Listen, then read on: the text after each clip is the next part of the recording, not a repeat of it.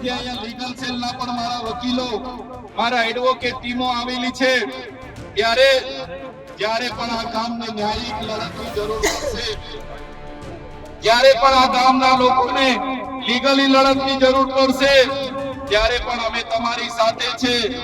અને જો આવનારા દિવસોમાં જે લોકોના આદેશોથી અહીંયા હિંસા થયેલી છે, લોકો પર એફઆઈઆર કરવામાં નહીં આવે, કાં તો આપણા લોકો પર થયેલી એફઆઈઆર રદ કરવામાં નહીં આવે, તો આવનારા દિવસોમાં પાલનપુર જિલ્લા કચેરી ખાતે ખૂબ મોટું આંદોલન કરવા આપણે બધાએ પહોંચી જવું પડશે. એના માટે પણ નમસ્કાર મિત્રો, પાડલિયા ઘર્ષણના પડઘા શું પાલનપુરમાં પડશે? શું પાલનપુરમાં એક મોટું આંદોલન થવા જઈ રહ્યું છે? ચૈત્ર વસાવાએ શું કહ્યું? વિસ્તારથી વાત કરું. 13 ડિસેમ્બરની ઘટનાના પડઘા આજની તારીખે પણ પડી રહ્યા છે.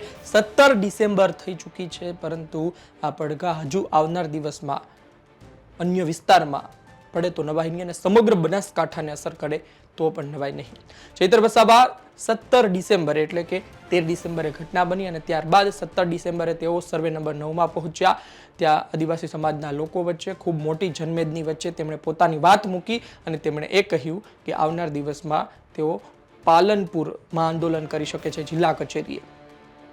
ચૈત્ર વસાવાએ ખૂબ જ મહત્વની વાત કરી. તેમણે એ કહ્યું કે જે 27 લોકો સામે ફરિયાદ દાખલ કરવામાં આવી છે તેને દૂર કરો, અથવા તો જે કોઈ જવાબદાર વ્યક્તિ છે તેના પર ફરિયાદ દાખલ કરો. તેમનું કહેવું છે કે બંને સમાન હોવા જોઈએ તમારી માટે. તમે એકના પર ફરિયાદ દાખલ કરો, બીજા પર કશું નહીં, બીજાએ કાયદો તોડ્યો છે, નિયમની બહાર જઈને કામ કર્યું છે, તો તેના પર કેમ કાર્યવાહી નહીં? તેમના ઉપર પણ કાર્યવાહી કરો, આદેશ દેનાર વ્યક્તિ પર કાર્યવાહી કરો, તો પછી સમાન ગણાય. જો તમે એક તરફી કાર્યવાહી કરશો તો પછી પાલનપુર જિલ્લા કચેરીએ આંદોલન થશે. 27 લોકો પર તમે ફરિયાદ દાખલ કરી છે, હજુ સમય છે, દૂર કરી દો. આમ છતાં પણ જો નહીં કરવામાં આવે તો ત્યાં પણ આંદોલન થશે. તમે જુઓ કે સરકાર હવે કદાચ પીછેહટ ના કરી શકે. આ 27 લોકો સામે જે ગુનો દાખલ કરવામાં આવ્યો છે તે દૂર કરે તો પછી આવનાર સમયમાં પણ સવાલ થાય કે ભાઈ ગુનો દાખલ કર્યો છે, આવનાર સમયમાં દૂર કરી દેશે. આ જોઈને અન્ય લોકો પણ આગળ આવી શકે. આવનાર દિવસમાં વન કર્મચારીઓ હોય, ફોરેસ્ટ કર્મચારીઓ હોય, પોલીસ કર્મચારીઓ હોય, તેમને મોટું નુકસાન થઈ શકે. પરંતુ જો નહીં કરે તો પણ નુકસાન થશે. એટલે એક વાત 100%ની છે કે આવનાર દિવસમાં પાલનપુર જિલ્લા કચેરીએ મોટી સંખ્યામાં આદિવાસી સમાજના લોકો ભેગા થઈ શકે છે.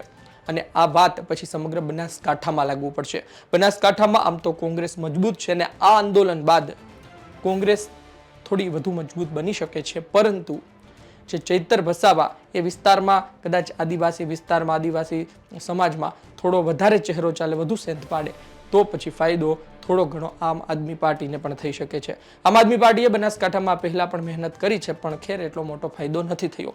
ચૈતર વસાવા હોય, કાંતિ ખરાડી હોય કે પછી તેના ભારતીય જનતા પાર્ટીના નેતાઓ હોય, તેઓ કહી રહ્યા છે કે આ મુદ્દામાં પાર્ટી નહીં, સમાજ એક છે. આ મુદ્દામાં કોંગ્રેસ, ભાજપ, આમ આદમી પાર્ટીની વાત જ નથી.